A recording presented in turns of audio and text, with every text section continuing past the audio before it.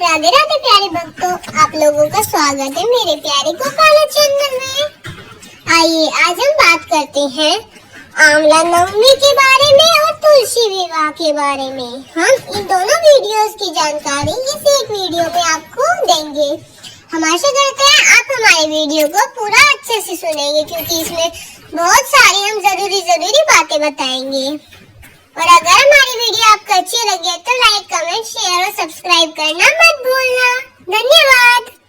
आइए जानते हैं इस साल 2025 में तुलसी विवाह कब है। तुलसी विवाह के शुभ मुहूर्त कब रहेंगे। क्या रविवार के दिन तुलसी का विवाह भगवान शालिग्राम जी के साथ कराया जा सकता है या नहीं। आषाढ़ मास की एकादशी यानी हरिष्णी एकादशी, जिसमें देवशयनी एकादशी भी कहा जाता है और उसे देवउठनी एकादशी भी कहा जाता है। इस दिन भगवान विष्णु श्री सागर में योग निद्रा के लिए चले जाते हैं, जिसके बाद हम सभी शुभ और मंगल कार्य बंद कर देते हैं। 4 महीनों तक चतुर्मास चलता है। इसके बाद भगवान विष्णु कार्तिक के महीने में शुक्ल पक्ष की देव उठन एकादशी के दिन अपनी निद्रा का त्याग करते हैं और इस दिन तुलसी विवाह को साथ ही शुभ कार्यों की फिर से शुरुआत हो जाती है। इसके बाद तो एकादशी के दिन भद्रा भी लग रही है। ऐसे में तुलसी जी का विवाह भद्रा के समय नहीं करना चाहिए और जिसके घर भी कन्याएं नहीं है वह तुलसी विवाह कर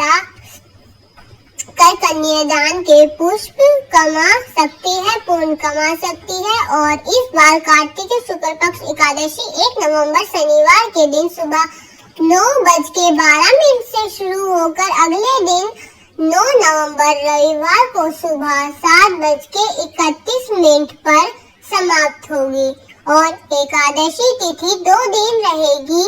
और उसका कारण है कि 1 नवंबर शनिवार को दशमी तिथि एकादशी का व्रत रहेगा, वहीं 2 नवंबर रविवार को द्वादशी तिथि युक्त एकादशी का व्रत रहेगा।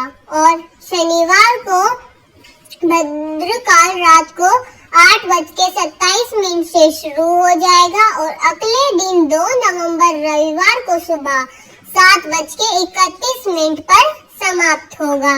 इस बार भद्रा का वास मृत्यु लोक में रहेगा और यह सख्त शुभ कार्यों के लिए अशुभ समय रहेगा। तो इस समय विवाह, मुंडन या कोई भी ऐसा कार्य ना हो जिसमें नई वस्तुएं, नई किसी भी चीज की शुरुआत की जाए। किसी भी शुद्ध कार्यों या सफल कार्यों में ऐसा नहीं होना चाहिए जो हम भद्रा काल में उसकी शुरुआत करें, यानी कि वो हमारे लिए अच्छा नहीं माना जाता है।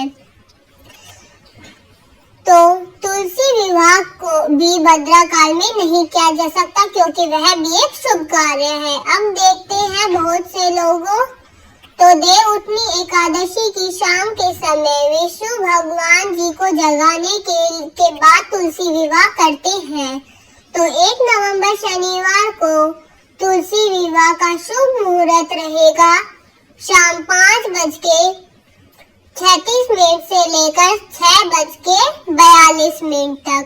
और जो लोग रविवार के दिन तुलसी का विवाह करना चाहते हैं तो वह इस दिन गौठली मुहूर्त यानी कि शाम 5:35 से लेकर 6:50 के बीच में तुलसी जी का विवाह शालिग्राम भगवान जी के साथ करा सकते हैं। तुलसी जी का विवाह देवउठनी एकादशी से लेकर कार्तिक पूर्णिमा तक किया जा सकता है। और ऐसे में जो लोग 3 नवंबर सोमवार को तुलसी जी का विवाह कराना चाहते हैं उनके लिए ब्रह्म मुहूर्त का समय रहेगा 4:50 से लेकर 6:50 तक रहेगा। इस मुहूर्त में आप तुलसी विवाह करा सकते हैं या फिर शाम को 5:34 से लेकर 6:50 के बीच में तुलसी विवाह कराया जा सकता है। इसके अलावा 4 नवंबर मंगलवार को सुबह का मुहूर्त रहेगा 4:50 से लेकर 6:35 तक का।